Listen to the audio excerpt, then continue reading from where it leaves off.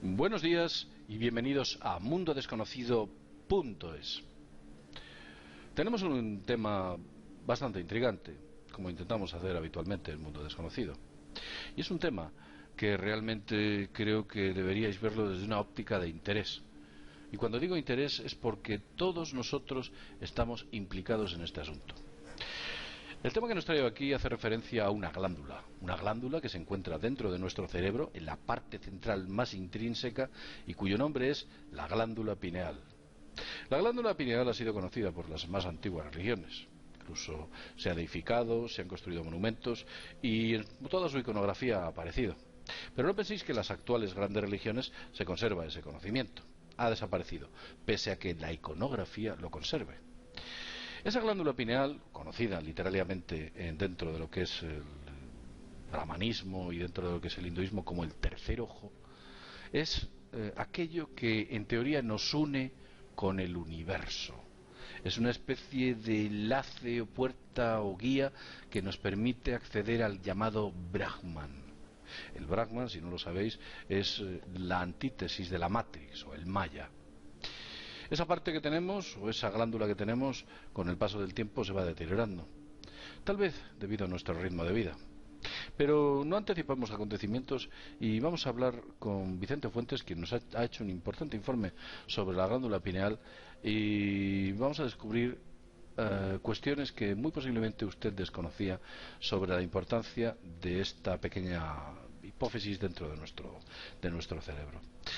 Vicente, buenos días, ¿qué tal estás?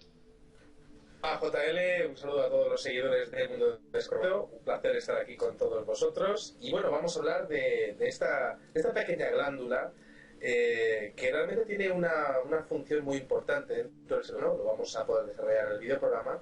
Y sobre todo vamos a hablar de los estudios científicos que ha habido a lo largo de la historia y en la actualidad se están descubriendo algunas cosas que podrían estar significando o podrían significar un control por parte de los poderes que nos gobiernan a través de esa glándula pineal utilizando tecnología muy avanzada.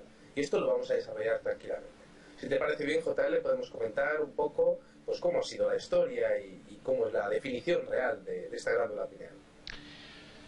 Bueno, antes de nada debemos partir de la base de cuál es la forma de la glándula pineal para que nosotros podamos ver que esa extraña forma ha estado íntimamente vinculada a las religiones. Como su nombre indica, la glándula pineal tiene forma de piña. Fue conocida ancestralmente, desde hace miles de años, por los sumerios. ¿Y por qué digo esto? Pues muy sencillo, porque en parte de sus bajorrelieves y frescos era fácil descubrir las representaciones de sus dioses o deidades con una piña en la mano. Una piña como que estuviera dando una especie de llama divina de la vida a algo. Pero esto ha aparecido en el resto de religiones. Podemos ver incluso en la religión cristiana. Tenemos un antiguo post en el cual hablamos de la famosa Plaza de la Piña que existe en el Vaticano. Como vemos, entre la actual religión cristiana y la antiquísima religión sumeria han pasado aproximadamente 6.000 años. Y durante todo ese tiempo, independientemente de la ubicación universal que tú cojas, saltando océanos, la piña siempre ha aparecido como icono dentro de esas religiones. Y siempre ha aparecido como nexo entre los hombres y los dioses, como nexo entre ese universo que es real y el Maya, o ese universo falso que nosotros denominamos la Matrix. Y lo cierto es que ha dicho Vicente Fuentes que parece ser que los gobiernos insisten en mantenernos dentro de la matriz y destruir nuestra glándula pineal. Lo que sí que es verdad que ciertas leyes, modificaciones, cambios y reformas parece que nos inducen y nos traen y nos llevan directamente a lo que pudiéramos denominar el plano terrestre, lo físico y las preocupaciones del día a día, más que intentar asumir por nosotros un plano espiritual al cual deberíamos acceder para que realmente obtuviéramos una evolución correcta dentro de nuestro código deontológico de conducta. Eso sería lo correcto. Y sin embargo, no van por ahí los tiros. Vamos a ver, Vicente, vamos a hacer un poco de historia y, bueno, pues háblanos de cómo se descubrió esta glándula pineal, principalmente anatómicamente y, bueno, pues todo lo que hace referencia a sus orígenes dentro de lo que pudiéramos denominar la historia universal del ser humano.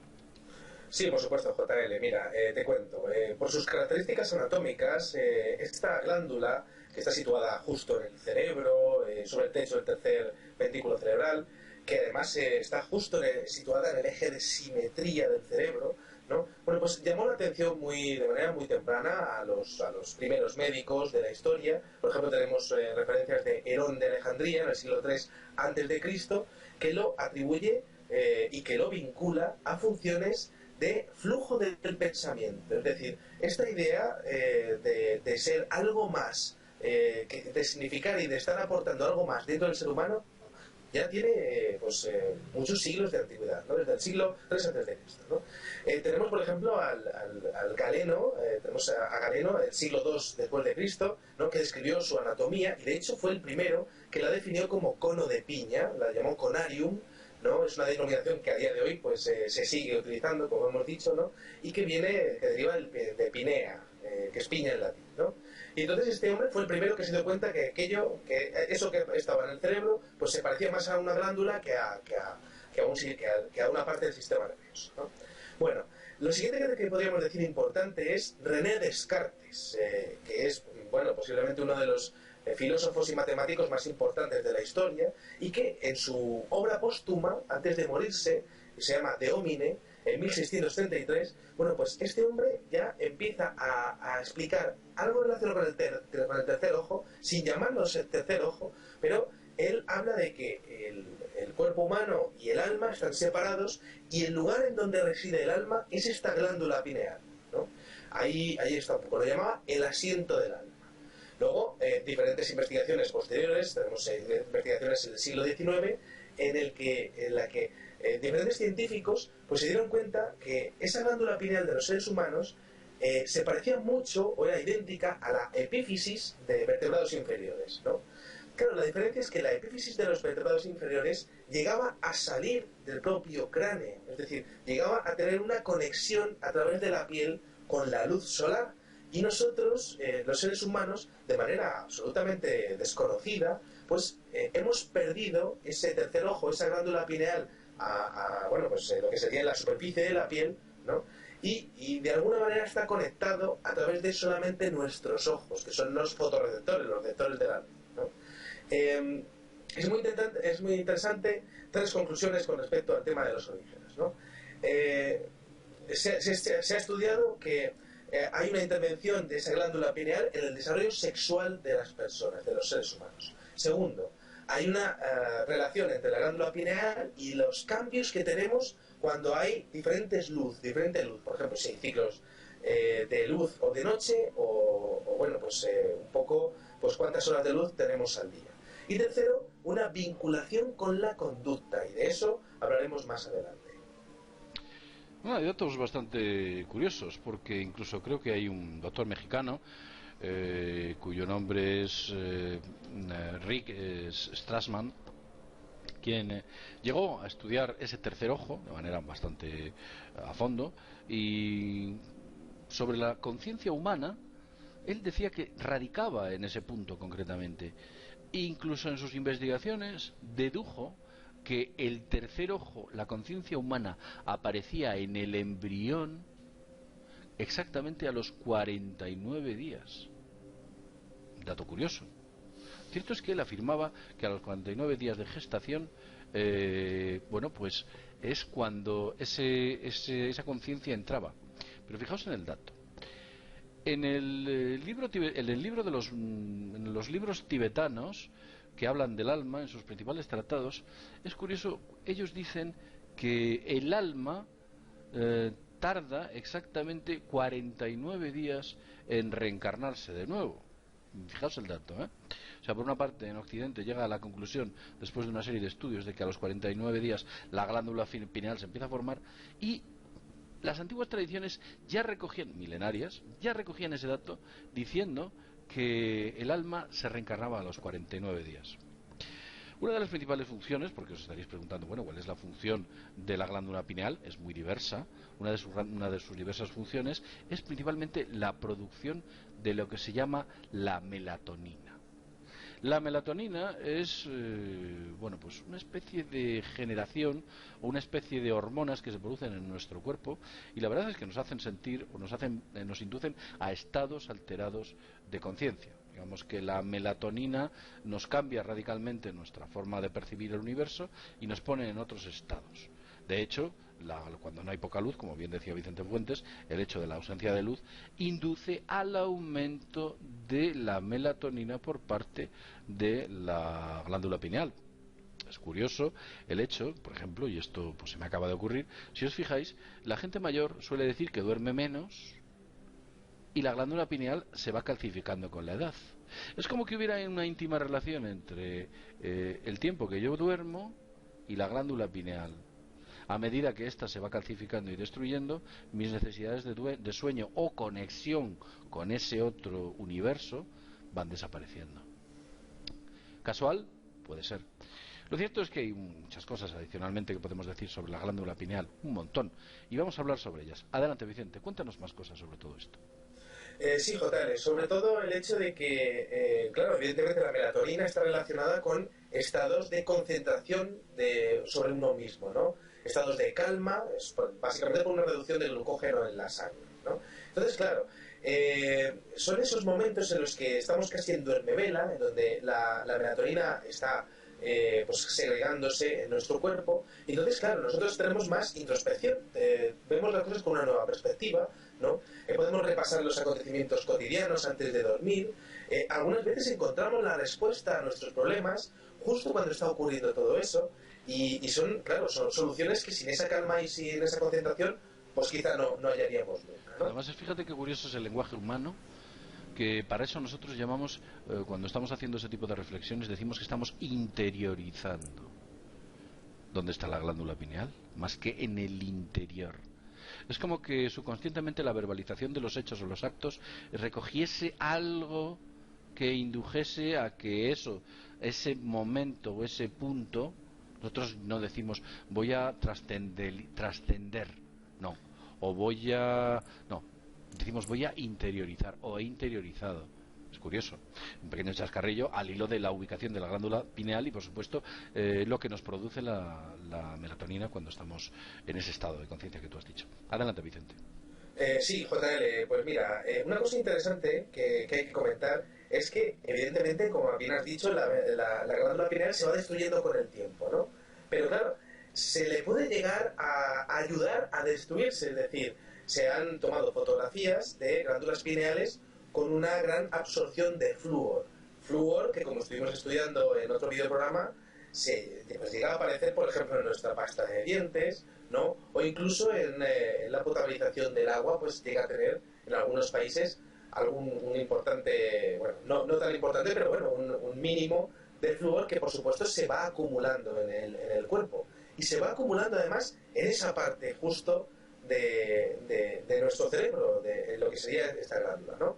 Claro, evidentemente esto puede ayudar a que nosotros realmente no seamos reflexivos y quizás no solucionemos las cosas desde otra perspectiva. Pero es que no hay más, JL, porque es que resulta que se ha descubierto hace unos pocos años que esta glándula también está segregando otra sustancia que se llama DMT, la dimetiltriptamina.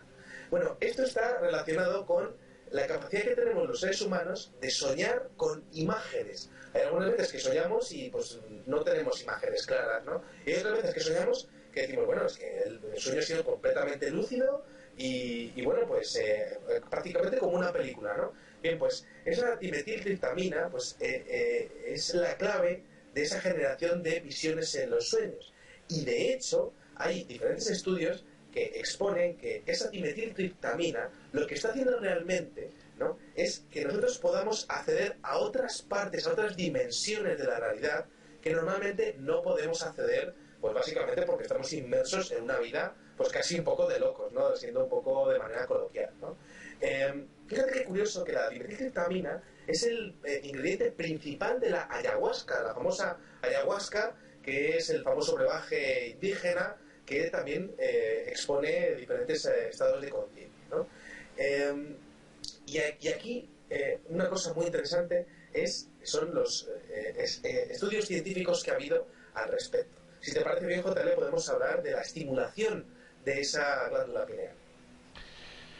La estimulación y la desconexión, porque además nos damos cuenta que nuestro antinatural entorno en el que vivimos, nuestro entorno social, nos separa o nos aleja de esa conexión con esa otra realidad que nosotros percibimos a través de la glándula pineal. De hecho, la calcificación de la glándula pineal es absolutamente alucinante. Tenéis ocasión de ver una glándula pineal calcificada y otra glándula pineal normal. Bueno, está literalmente destruida. No hay nada que hacer. Y también es curioso incluso observar cómo las políticas y las leyes han destruido la posibilidad de que nosotros tengamos acceso a este tipo de sustancias que impiden que tú accedas a estos estados alterados de conciencia. Pero en ese punto no voy a entrar porque creo que ya es harto y sabido de que las prohibiciones cada día son más constantes y más abundantes en todos los terrenos. Sabemos que muchas de las antiguas plantas que eran consideradas como plantas sagradas, mágicas y que hacían trascender al hombre, todo aquello se ha prohibido, se ha cortado y se ha suspendido. Se ha cambiado y modificado por la actual química destructiva de las grandes farmacéuticas, que es una química muy agresiva que, por supuesto, más que acercarnos al Brahman, nos alejan y nos dejan dentro de esta matriz. Tú me has preguntado qué tipo de cuestiones eran las que nos aproximaba o qué tipo de cuestiones eran las que generaba excitaba la glándula pineal. La glándula pineal, sobre todo, es excitada cuando tú entras en estados, como tú has dicho al principio, en estados de meditación profunda, cuando tu entorno es mucho más natural, cuando tu alimentación es más correcta, cuando no estás sometido, cuando tus preocupaciones son pocas. O sea, si te estás dando cuenta, todo esto que estoy diciendo es una antítesis del mundo donde tú estás viviendo. Con lo cual, la destrucción de tu glándula pineal y de todas aquellas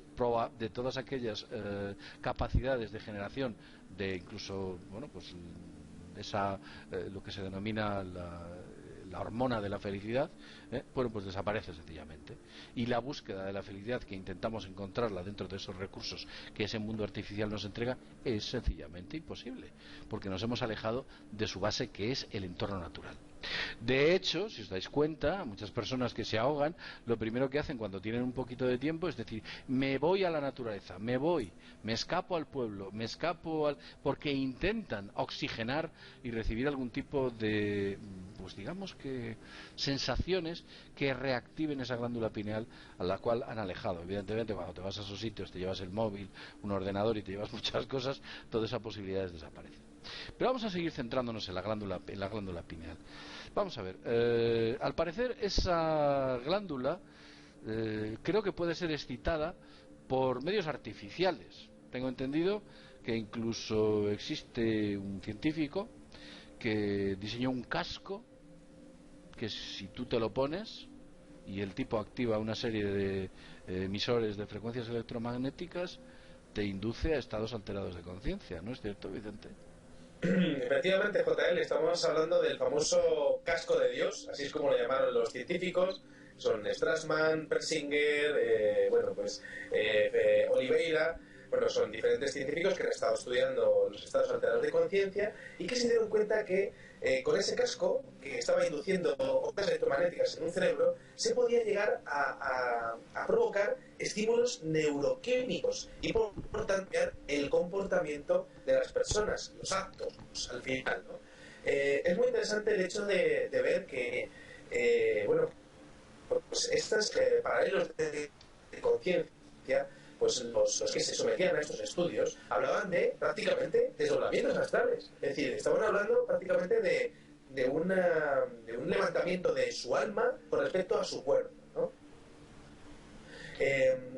Claro, lo que estamos viendo es que los dones que realmente el ser humano puede tener de por sí, pues se estaban volviendo a activar, ¿no? Y una cosa muy, muy interesante es que esta glándula pues deja de crecer o deja de realmente de emitir pues esta melatonina o empieza a bajar el volumen de producción a partir de los 7 años.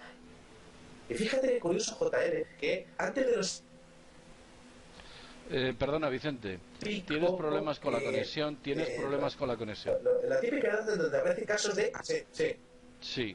¿Tienes algún pequeño problema con la conexión? Hay un lag, cortes y voy a intentar recuperarla. Recorto esta grabación. Muy bien. Bueno, hemos tenido unos pequeños cortes, microcortes con Vicente Fuentes, se desincronizaba un poquito el audio y había un pequeño lag que ya hemos solucionado. Vicente, nos estabas contando de que la glándula pineal parece ser que a partir de los 7 años de edad en el ser humano ocurre algo. Cuéntanos porque era un tema muy interesante. Efectivamente, JL, mira, te cuento. Tenemos que la glándula pineal deja de producir una gran cantidad de melatonina a partir de los 7 años. Y es curioso que justo esa es la edad límite a partir de la cual ya no aparecen muchos casos de amigos imaginarios, ¿no? Esos amigos imaginarios que tienen los niños posiblemente sean estados alterados de conciencia en donde los niños lo llaman amigos, pero posiblemente estén viendo otras entidades que son capaces de ver gracias bueno, pues a que esa glándula está funcionando correctamente, ¿no? Eso es muy interesante.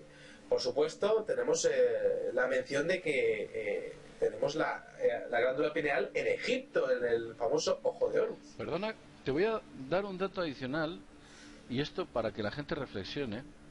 Tú has dicho que a partir de los 7 años se produce o hay una reducción significativa de melatonina por parte de la glándula pineal.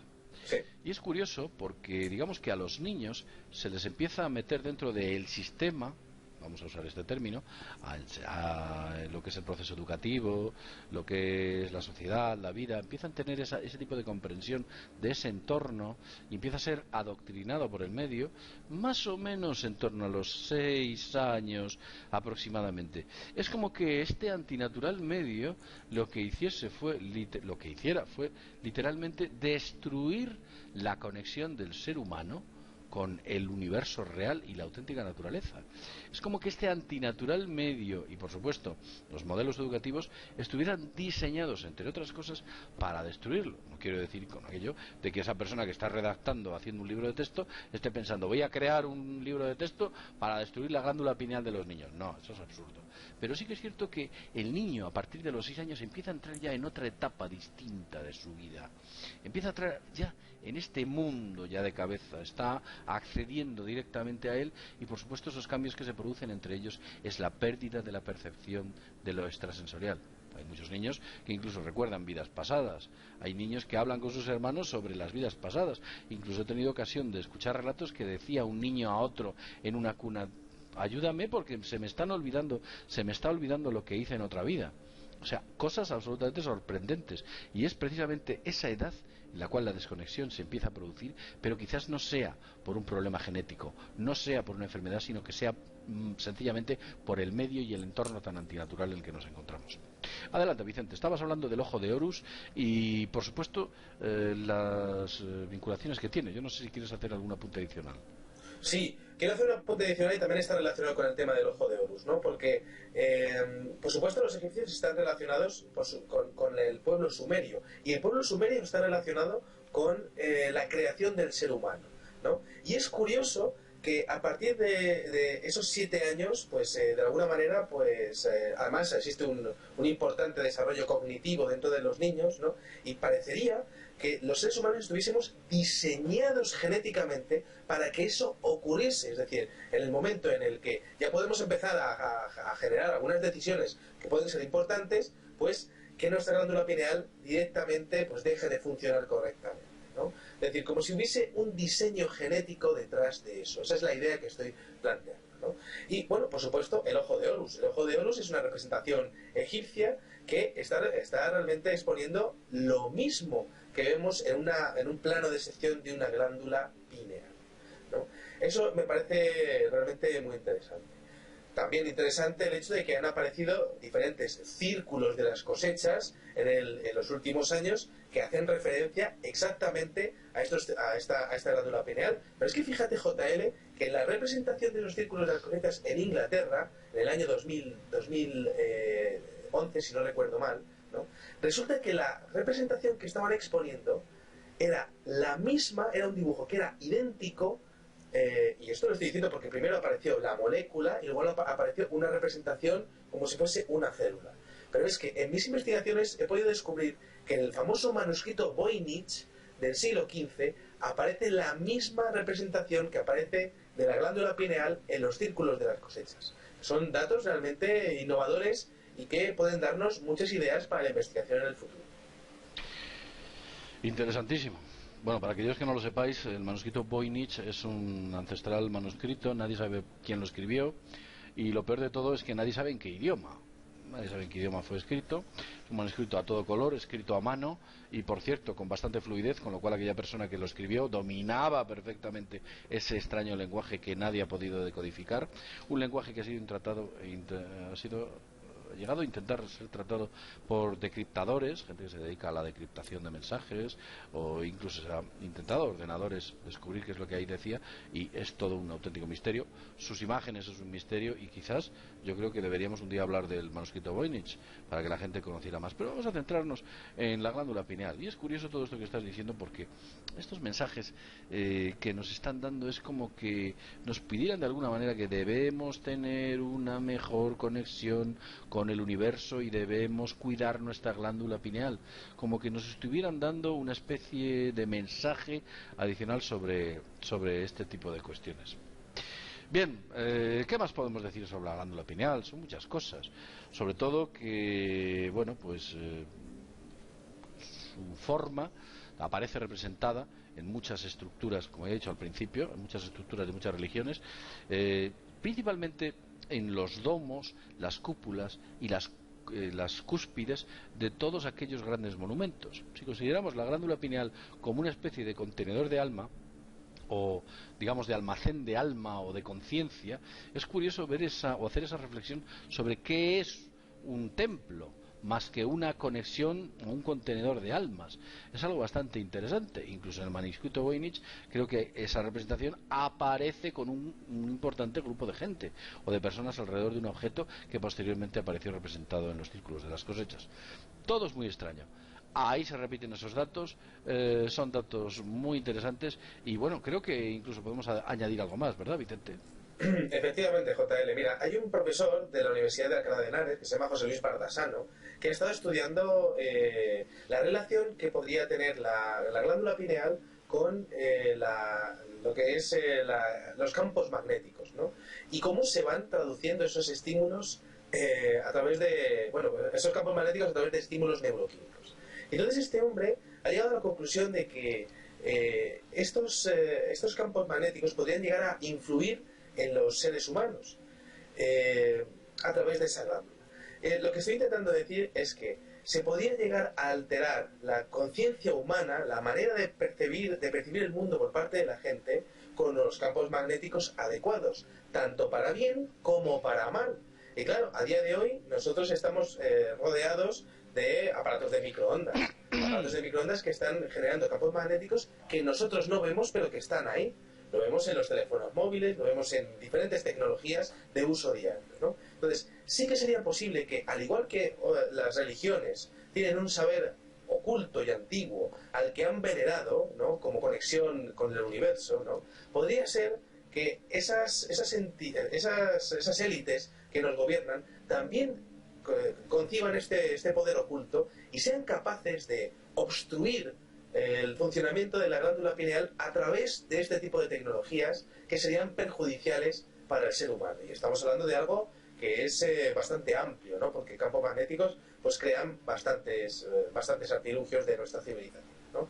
Entonces, bueno, para mí como conclusión sería muy importante el hecho de poder llegar a intentar hacer una vida mejor para que esa glándula de alguna manera vuelva a segregar lo que tiene que segregar, ¿no?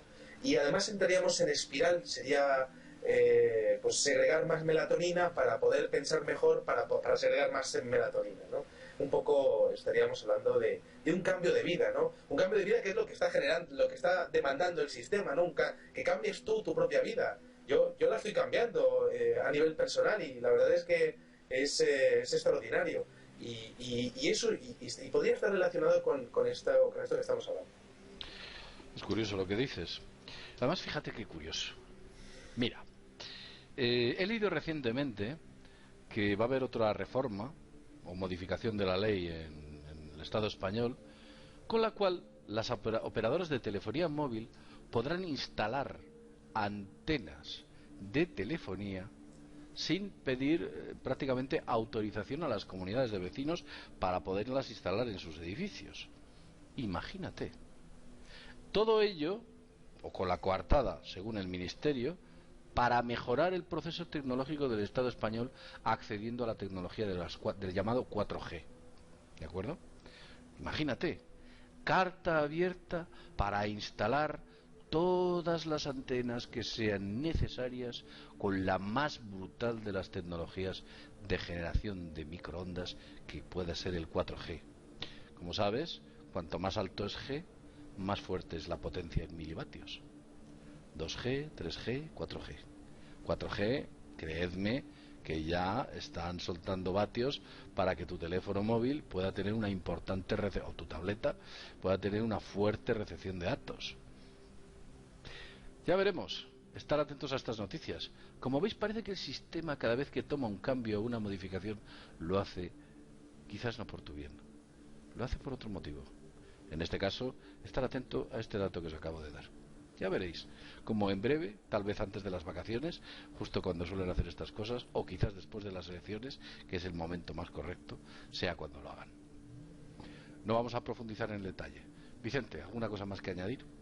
Nada más, considero que lo que he comentado antes del cambio de vida sí que podría ser muy beneficioso para todo el mundo, pero estamos hablando a nivel químico, es decir, a nivel químico, que tu propio cuerpo se está dando cuenta de que tú tienes una actitud diferente. Puedes cambiar tus hábitos de alimentación, puedes cambiar tu manera de ver las cosas, quizá cambiando de vivienda o quizá quitándote deudas, ¿no? Y que todo eso al final, pues tu propio cuerpo llega a identificarlo, llega a metabolizarlo y llega a segregar las sustancias que te permiten seguir ahí y seguir aumentando y mejorando, ¿no?